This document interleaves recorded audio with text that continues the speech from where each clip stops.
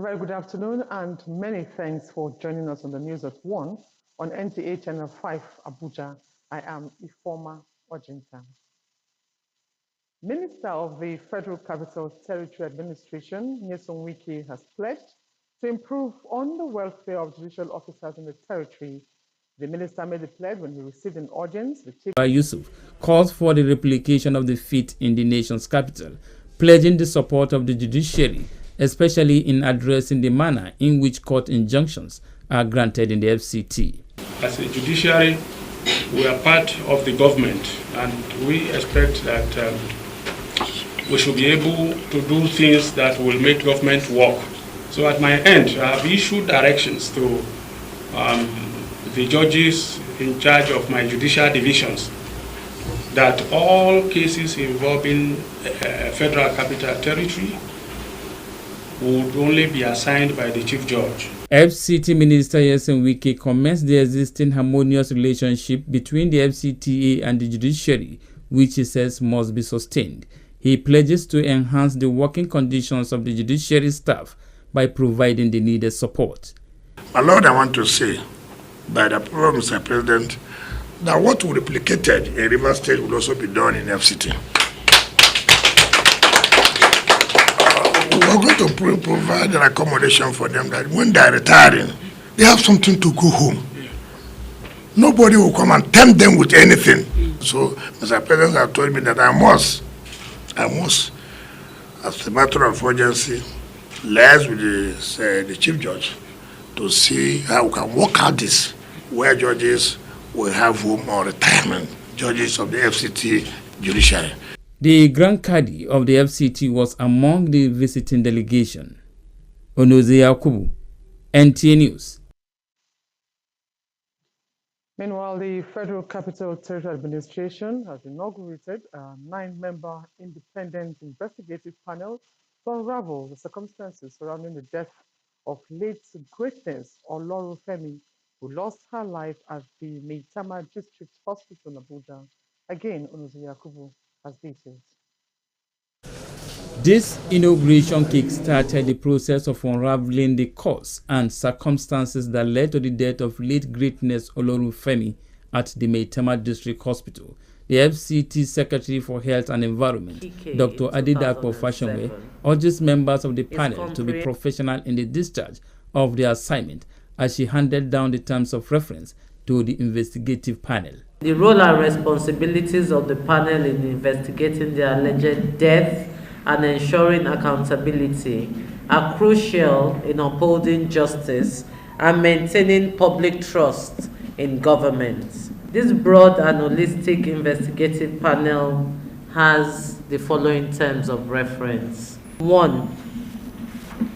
To ascertain the clinic going to the FCT, which makes it prone to road traffic crashes. Beyond that, the unfortunate incident of flash flooding, which claimed a family of 5 in Giri 2 years ago, is still fresh in the minds of residents. These reasons account for its choice as the next stop for the team. FEMA says proper warning encourages early actions to save lives in emergency situations. The message, therefore, is to encourage the people of Gwagwalada to see disaster mitigation and management as a multi-sector and stakeholder business, irrespective of strata, to strengthen inequality for resilient and habitable communities. We talk about flood, we talk about building collapse, road crashes, incident, fire outbreaks, and others. You recall that we had a tremor in Pape some 2 years ago. So a lot of things, because of climate change, because of global warming that has come to stay, we have to make sure we create awareness, carry out aggressive sensitization so that people will know what it takes when you live with a particular hazard that can lead to a disaster. Chief of Staff Muhammad Kasim presented the chairman, Gwagwalada Area Council's message. He agrees that Gwagwalada is the most vulnerable location in the FCT and commended the team's initiative as being apt. The local ones we can do that. Stakeholders say are the most fit when disaster looms. Therefore, the need for communities to engage its members on risk reduction and management. FCT Emergency Management Agency FEMA, in collaboration with health and humanitarian agencies, made the charge on the need for capacity building to mitigate hazards and disasters. Cecilia Julius reports. The campaign and advocacy for risk management and reduction with regards to ensuring those with disability are safe and catered for when disaster looms was the focus of a stakeholders meeting on disability inclusion and disaster risk reduction project. It is important for us to build the capacity of the community and ensure they have inclusive community disaster risk management, whereby persons with disability will be able to be part of that preparedness. Be aware of your environment. Notice or create awareness to persons with disabilities. And there should be community incident commander in every community. Key speakers, while calling for societal efforts in mitigating human and environmental hazards and disasters, advocated risk management and coordination. It is expected that for all the responders, there must be adequate coordination. And what is adequate coordination is to have command and control system, the incident command system in place, so that you have the incident commander and you have all other relevant officers who are really, running the affairs of the incident scene. We have to carry everybody along. People with disabilities, women and children, the aged, the sick. When a disaster happens, we have to think of how we'll be able to help people with disabilities. But first, we want to build their capacity so that they will do whatever they can do, the best they can do, before any other person will reach out to them. The project is centered on strengthening community structures against shocks before, during, and after disasters in the FCT. In Abuja, Cecilia Julius, NTA News. The leadership of the Nigerian Library Association has appealed to the federal government to give the nation a befitting national library so as to boost reading culture, especially amongst youth. This appeal came on the heels of the association's 2023 award and dinner night. Serafina Okonumekwe reports.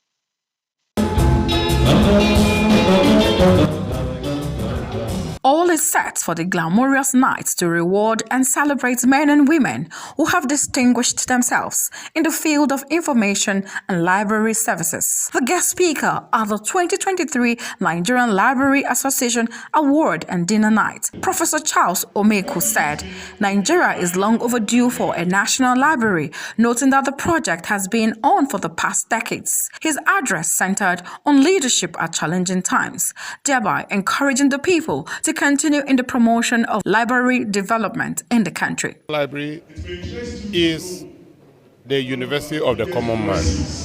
That's where you can go and get educated. Right from the beginning, when we go through schools, what molds us is the library, the facilities in the library. The outstanding moments came for librarians who have distinguished themselves in dignity and excellence.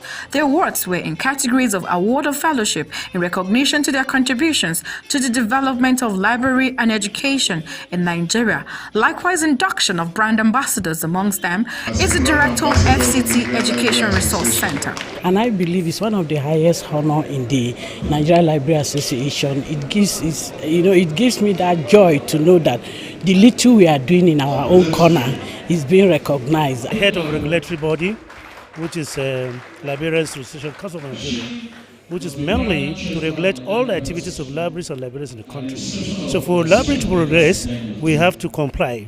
Library profession is a very important profession worldwide. The president and chairman of council, Nigeria Library Association, Pastor Dominic Omokaro, said the role of the library to national development helps to create manpower that is needed for every sector of the economy to develop and give an equal opportunity for every reader to become a leader.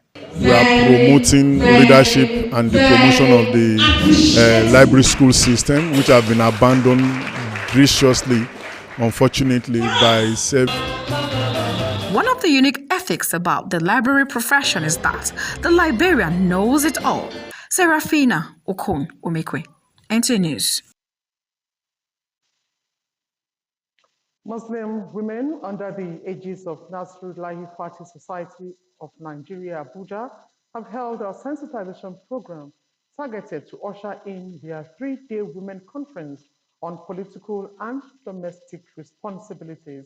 Aisha Abdullahi was at the NASFAT Islamic Center, Utako, for the event.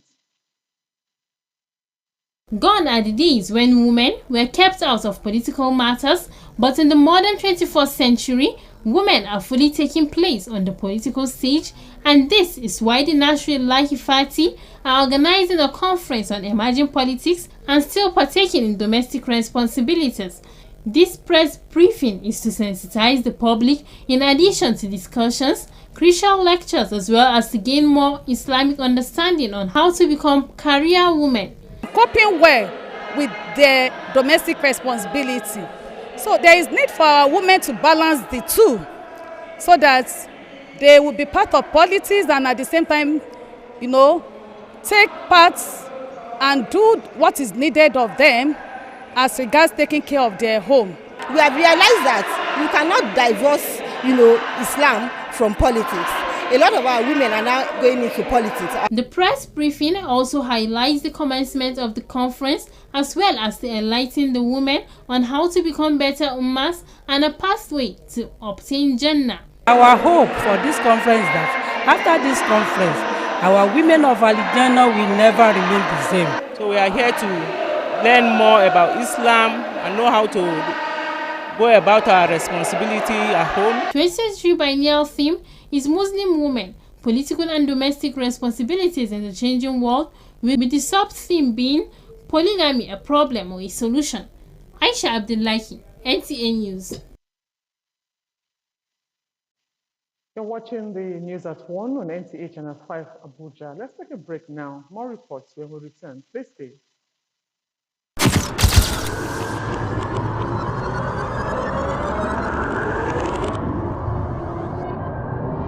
Good evening. Glad to have you join us. Thanks for joining us on Weekly News Wrap. Thank you very much for having me. And it is on that note we welcome you to today's edition of the program.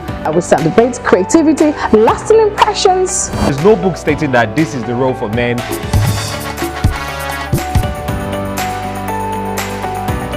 On the news. On the news at 7. The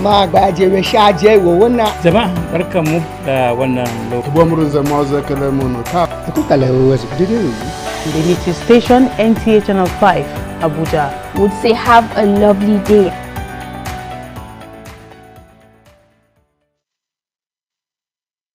Thanks for staying tuned. Now, the mandatory conformity assessment program of the Standard Organization of Nigeria has presented certificates to 31 companies in the FCT. This is for manufacturing goods in conformity with relevant Nigeria industrial standards. Mariam George-Etubor reports that the event has the theme Made in Nigeria Product for Global Competitiveness.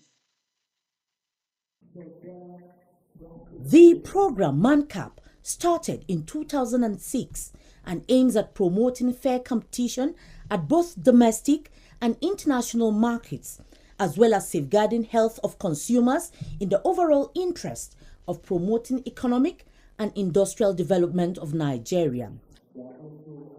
Therefore, the issuance of certificates to these companies, according to the representative of the Director General, Standard Organization of Nigeria, Sale Babaji, will help in giving value to made in Nigeria products. The organization wants to make sure that what you are giving is in line with safety, is in line with standard, to protect the consumers and also to add value to the producers also. It's expected that each company that is producing locally, before rolling your product out into the market, you must get the MANCAP certification.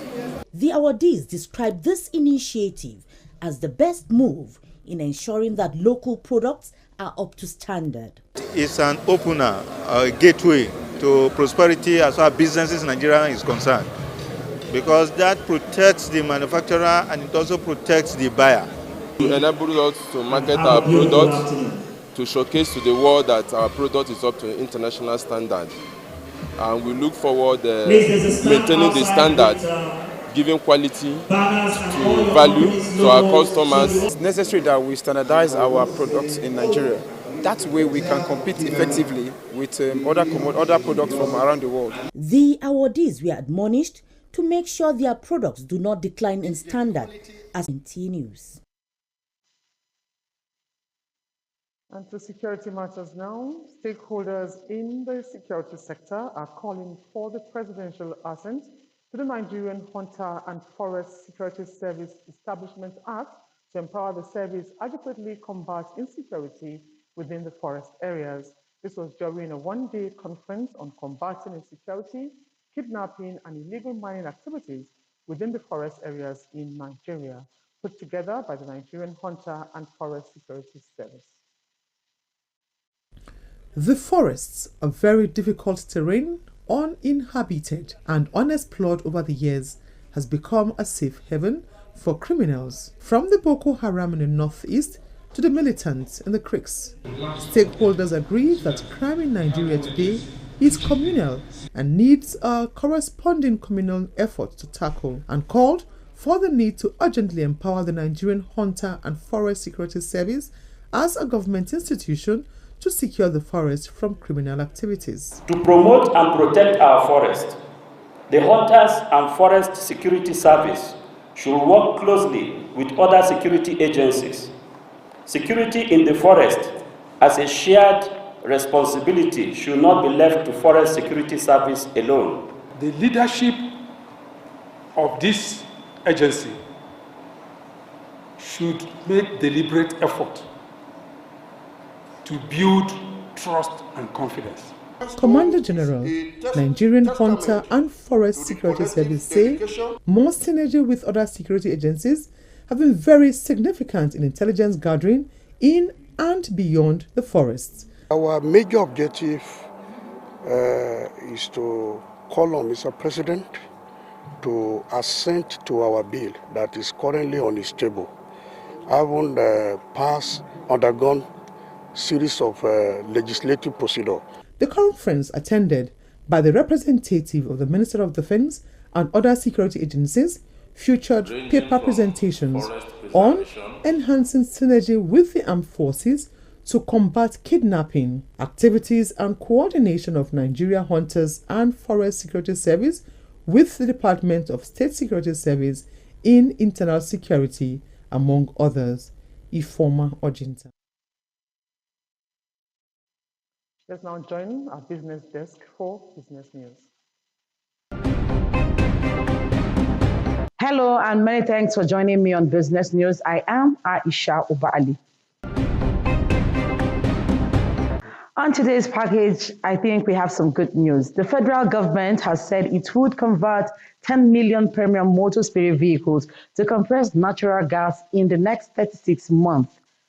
In a statement, the spokesperson for the Minister of State Petroleum Resources, Lois Iba, said the Minister of State Petroleum Resources, Ekpo, said that this while on the panel tagged Energy Talk at the ongoing ADIPEC 2023 conference and exhibition in Abu Dhabi, United Arab Emirates. Ekpo said key benefits of the initiatives include creating over 100,000 jobs for Nigerians, increasing government savings from reduced subsidy payouts for the importation of PMS, reducing carbon emission following the utilization of clean gas to drive internal combustion engines. Meanwhile, the World Bank has urged Nigeria and other countries in sub-Saharan Africa to ensure cost-effective private sector reforms, uniform policy enforcement across firm sizes, and regulatory alignment with regional trading partners, among other policies, to overcome the challenge of slowing growth and create jobs. The World Bank stated this in its latest Africa's Pulse report while calling for investment in education to boost semi-skilled occupations for the region, according to the report. The region's poorest and most vulnerable individuals continue to bear the brunt of economic slowdown as weak growth translates into slow poverty reduction and poor job growth. And now to local news. The social media is a huge and unlimited platform for disseminating information, entertainment, and educational content, which positively affect businesses across the world. How has the newfound media influenced business and entrepreneurship development in Nigeria? Moses Kuye reports. It is known that many entrepreneurs are making huge sums of money through the use of social media platforms which boost patronage on products and services. Entrepreneurs on Instagram and Facebook handles are making use of social media platforms to boost their income. YouTube, WhatsApp, Facebook, and even Instagram and others are viable tools in creating awareness for products. And I post it online. From there, people get to see the kind of things I can create with just a wool and pin. And from there, people that are interested would like to message me and to know the price and if they can get the same product. TikTok, I use Facebook and I use WhatsApp, and the places I get most of my customers is WhatsApp because I'm much more active on WhatsApp than any other social media handle. The social media platforms are available to every entrepreneur that desires skyrocketing income generation in their various entrepreneurship endeavors. Just Google it. In Abuja, Moses Kuye for Business News. And that is it on Business News. The news continues shortly.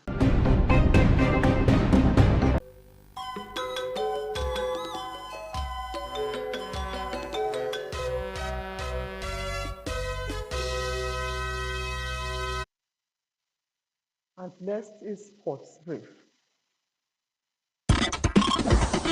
The end of the 2023 Annual General Assembly (AGA) of the Nigerian Women Football League (NWFL), it was approved that the NWFL Premiership to expand from 14 to 16, while the Championship expanded from 12 to 20, and a restructuring of the 10-team Nationwide League to States League. The Congress also confirmed the promotion of Danos Ladies, Sunshine Queens, Lakeside Queens, and Ekiti Queens to the NWFL Premiership, amongst other resolutions. The AGA approved Ekiti Queens versus Delta Queens to start the opening match come Wednesday 15th November 2023. Elsewhere, leadership of the Nigeria Football Federation (NFF) has joined a host of other nations to congratulate the people of the Kingdom of Morocco over FIFA's decision that the North African country will co-host the 2030 FIFA World Cup finals with Spain and Portugal. President of NFF Alhaji Ibrahim Musa Gusau said on Thursday that Morocco fully deserves the honor, having thrown her heart into the ring more than 3 decades ago. USA, Mexico, and Canada will stage the next FIFA World Cup finals in 2026. With Sports Brief, Gideon Yohana, NTA News. And that concludes the news at 1. We thank you for being part of our production. Please join us again at 7 this evening for more news. Have a good afternoon.